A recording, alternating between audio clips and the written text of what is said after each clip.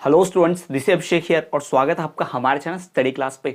तो जैसा कि आप सबने थंबनेल में देख लिया है कि इस वीडियो लेक्चर में हम बात करेंगे एमपी डीएलएड एग्जाम की, जी हां, प्रथम वर्ष का विषय हिंदी भाषा शिक्षण के सारे एमसीक्यूज यानी वस्तुनिष्ठ प्रश्न उत्तर।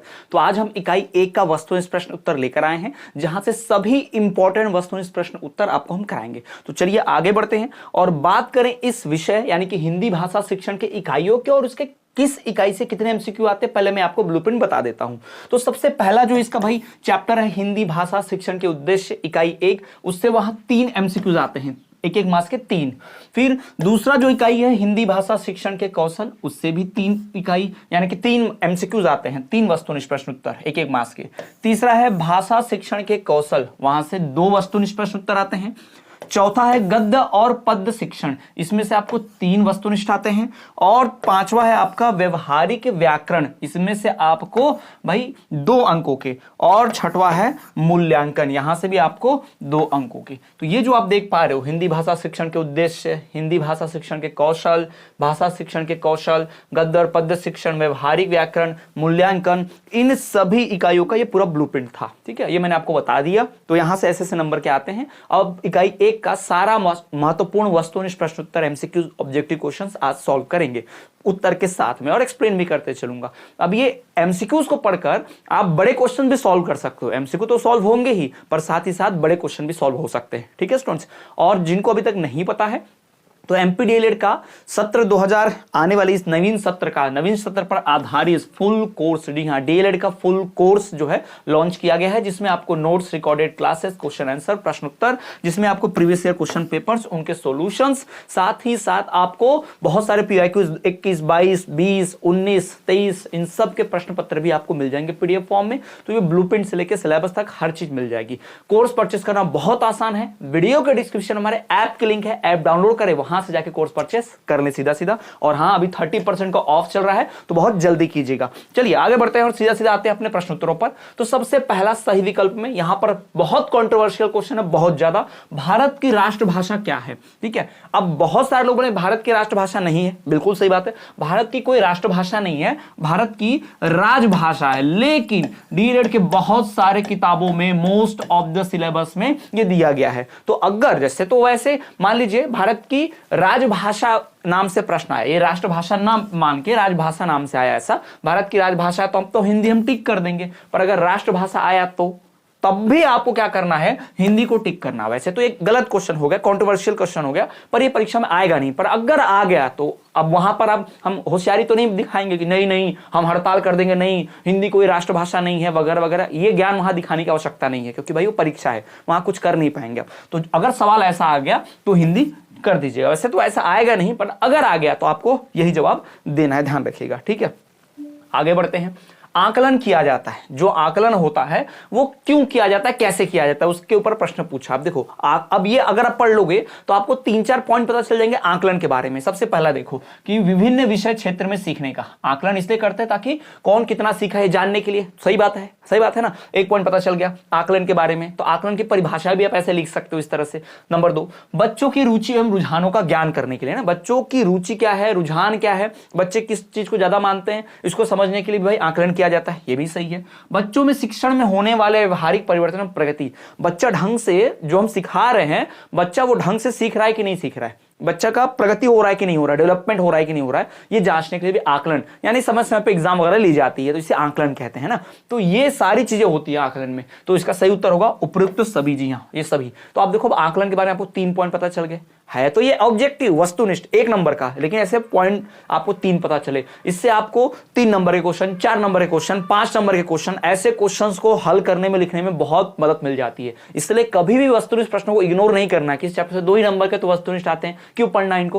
भाई? उनको पढ़ने से 2 नंबर तो मिलेंगे ही वस्तुनिष्ठ के, लेकिन थ्योरी क्वेश्चन लिखने को बहुत मदद मिल जाती है। तो ये जरूर करना है आपको, ध्यान रखेंगे। अगला क्वेश्चन, हिंदी भाषा का विकास किस भाषा से हुआ है? वैसे तो हिंदी भाषा का विकास जो है सभी लोग यहां पर संस्कृत ही कहेंगे कि संस्कृत से हुआ है, लेकिन आपको ध्यान ये रखना है कि हिंदी भाषा का विकास खड़ी बोली से हुआ है। किससे हुआ है? खड़ी बोली से, ध्यान रखिएगा। खड़ी बोली से ही हिंदी भाषा का विकास हुआ है। अब हिंदी भाषा का विकास हुआ है, हिंदी भाषा का जन्म उससे नहीं हुआ है, ये ध्यान में रखना, ठीक है। हिंदी भाषा को और बेहतर, हिंदी भाषा के और नियम वगैरह ये सब जोड़े गए, किस भाषा से लिया गया? तो खड़ी बोली से। और बहुत सारी चीजें उसकी संस्कृत भाषा से हम सब जानते हैं, संस्कृत सभी भाषाओं की जननी है, ठीक। आगे बढ़े। मानक भाषा किसे कहते हैं? भाई मानक भाषा किसे कहते हैं? ऐसी भाषा, देखो मानक का मतलब है मानी हुई, मानक का मतलब क्या होता है? मानी हुई। और किस भाषा को मान लेंगे? लोगों के बोलने से थोड़ी ना मान लेंगे, लोग तो भाई टपोरी भाषा, बहुत सारे भाषाओं का प्रयोग करते हैं, उसको थोड़ी मान लिया जाता है। तो मानक भाषा वो होती है जिसको मान्यता मिले, जिसको माना गया हो। तो जिसको माना गया हो, मान्यता मिले, इसका मतलब उसको किताबों में लिखा गया, साहित्य लिखा गया, लिटरेचर। तो सही उत्तर क्या होगा? साहित्यिक भाषा को।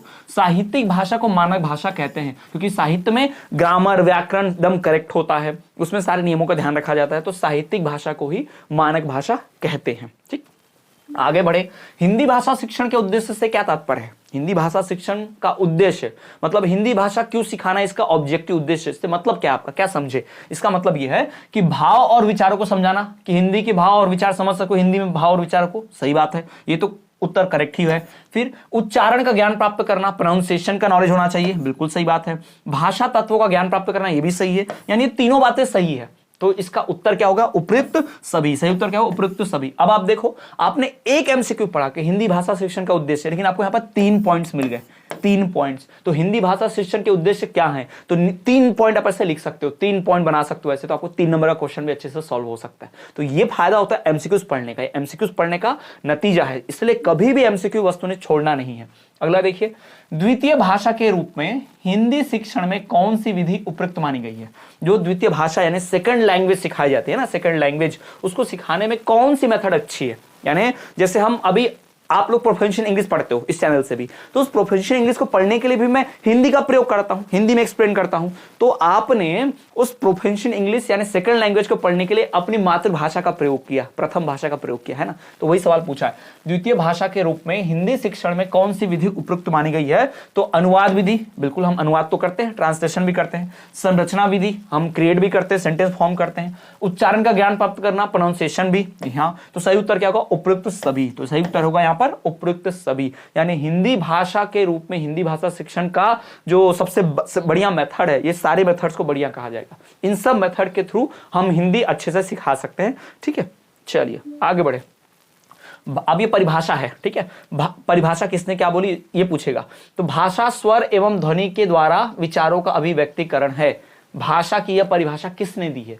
भाषा की ये परिभाषा, डेफिनेशन किसने दी? किसने बोला? किसका कथन है ये कि भाषा स्वर एवं ध्वनि के माध्यम से विचारों का अभिव्यक्त करना है? तो इसे कहा है स्वीट ने, जी हाँ, स्वीट, स्वीट मिठाई, स्वीट जी ने इसको कहा है कि भाषा स्वर एवं ध्वनि के द्वारा विचारों का अभिव्यक्तिकरण है। आगे बढ़े, नेक्स्ट क्वेश्चन।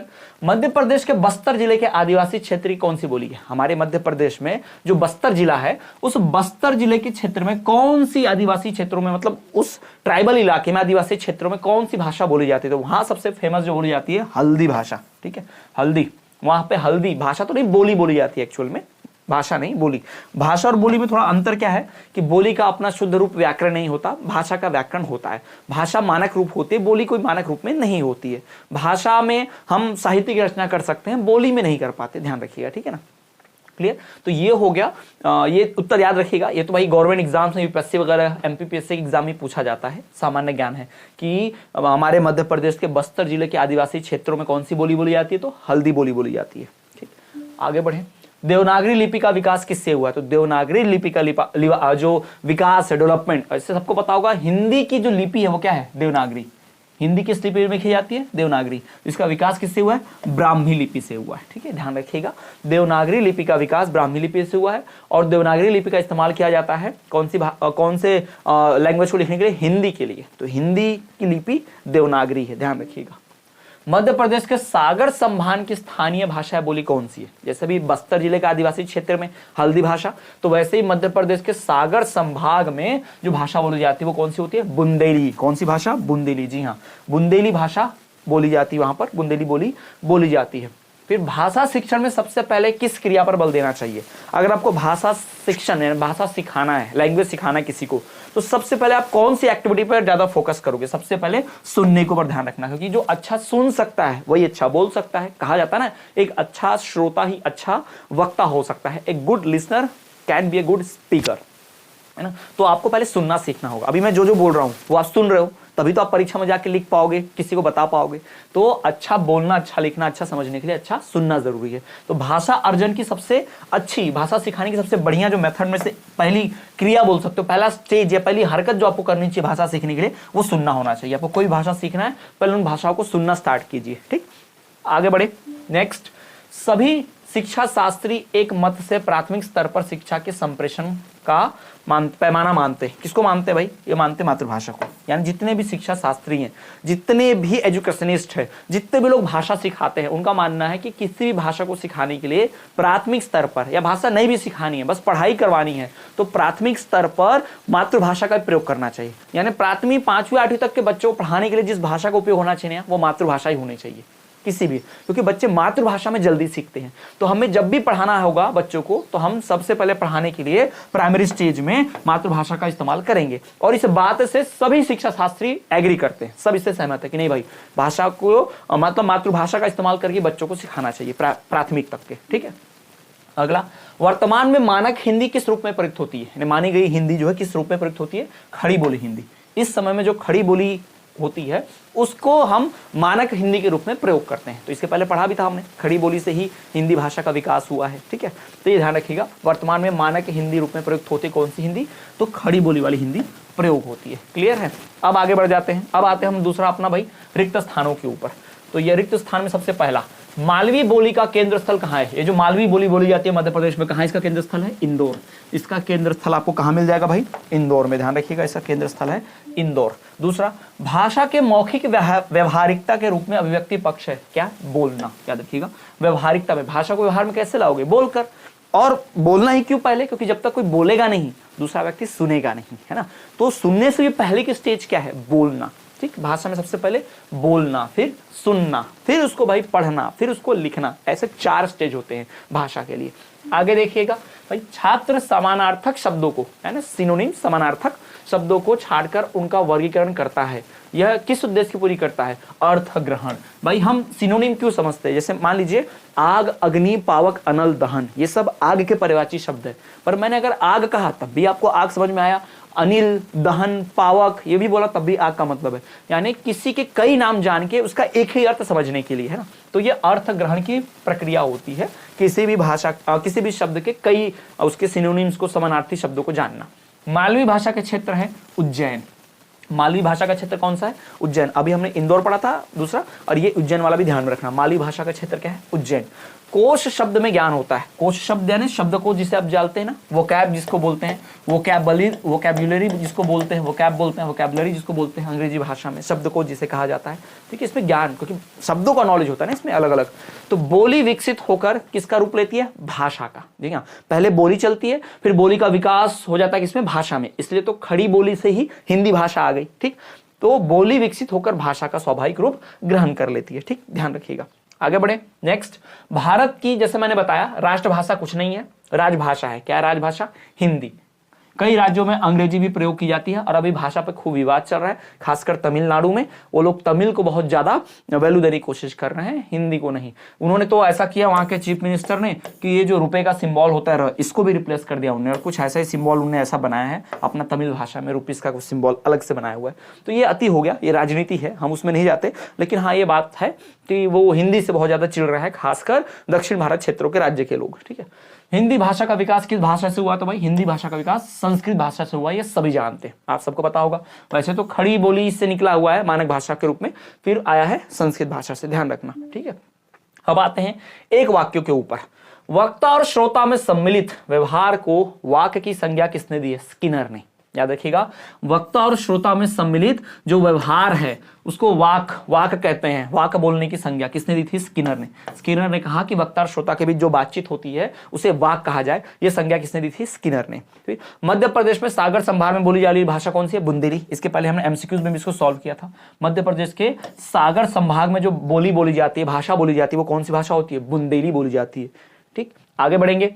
फिर भारत की राष्ट्रभाषा है हिंदी। वैसे तो राजभाषा है, पर अगर आपको परीक्षा में क्वेश्चन आया राष्ट्रभाषा लिख के और ऑप्शन में कहीं कुछ दिखेगा नहीं तो आपको भाई हिंदी तो लगाना ही पड़ेगा। आपको ध्यान रखिएगा, खाली छोड़ के मत आ जाना, वहां एटीट्यूड मत दिखा देना कि नहीं कोई भाषा नहीं है, भारत की राजभाषा राष्ट्रभाषा कुछ नहीं है, मैं सब जानता हूं, भाई नंबर कट जाएगा। ठीक है, तो लगा के आ जाना। बाद में किसी ने इसको क्वेश्चन को चैलेंज किया एमपी बोर्ड में, बाद में इसके ऊपर बोनस मार्क्स मिलेगा, बात की बात है, पर अटेम्प्ट तो करना पड़ेगा। भाषा स्वर एवं ध्वनि के द्वारा विचारों का अभिव्यक्तिकरण है। किसने कहा था? ये स्वीट जी ने। ठीक है, इसके पहले भी हम पढ़ चुके हैं। स्वीट ने कहा कि भाषा स्वर एवं ध्वनि का अपने विचार को स्वर और ध्वनि के माध्यम से लाना, अभिव्यक्त करना, यही भाषा है। किसने बोला? ये स्वीट ने। मालवी बोली का केंद्र कहां है? इंदौर। सागर में बुंदेली, मालवी बोली कहां बोली जाती है? इंदौर में। ठीक है, ये ध्यान रखना। फिर ये क्लियर है भाई, ये सारे एमसीक्यू, सारे वस्तुनिष्ठ प्रश्न उत्तर यहाँ पर इकाई 1 के खत्म होते हैं। अगली वीडियो हम लेकर आएंगे इकाई 2 की। इसके पहले ऑलरेडी बाल्यावस्था बाल विकास के 5 इकाई के एक करके सारे एमसीक्यूज के वीडियो लेक्चर मैं ऑलरेडी ला चुका हूं। प्लेलिस्ट चेक करेंगे आप, ऑब्जेक्टिव क्वेश्चंस जो देखेंगे बाल्यावस्था बाल विकास के, वहां आपको मिल जाएगा, तो जरूर चेक करें 5 इकाई के। ऐसे करके हिंदी, फिर पूर्व बाल्यावस्था परिचर्या शिक्षा, ऐसे सभी विषयों के एमसीक्यूज भी आएंगे। अन्य वीडियोस के लिए आप प्लेलिस्ट जरूर चेक करें। साथ ही साथ आप एमपीडीएलएड का संपूर्ण कोर्स विद 1 ईयर वैलिडिटी, जी हाँ, पूरे कोर्स की वैलिडिटी जो है 1 ईयर की है, 1 साल तक कोर्स वैलिड रहेगा, इसको जरूर परचेस करें। इसमें आपको notes, recorded lecture, question answer, प्रश्न उत्तर, आपको प्रीवियस ईयर क्वेश्चन पेपर्स, उनके सॉल्यूशंस, गेस्ट क्वेश्चंस, एमसीक्यूज, बहुत कुछ मिलेगा आपको मात्र एक कोर्स में। यानी एक कोर्स परचेस कर लिया, आपका डीएलएड का टेंशन खत्म, कहीं भटकने की जरूरत नहीं है। डीएलएड पास होने की 101% गारंटी, याद रखिएगा। 30% का ऑफ भी चल रहा है इस वक्त, सीमित छात्रों के लिए लिमिटेड ऑफर है, तो फटाफट कोर्स परचेस कर लें। कोर्स परचेस करने के लिए वीडियो के डिस्क्रिप्शन में हमारे ऐप की लिंक दी है, ऐप डाउनलोड कर ले, वहां से कोर्स परचेस कर ले सीधा सीधा, किसी कूपन कोड की जरूरत नहीं पड़ेगी। तो चलिए स्टूडेंट, मिलेंगे आपसे अगले वीडियो में, तब तक के लिए देखते रहिए हमारा चैनल स्टडी क्लास।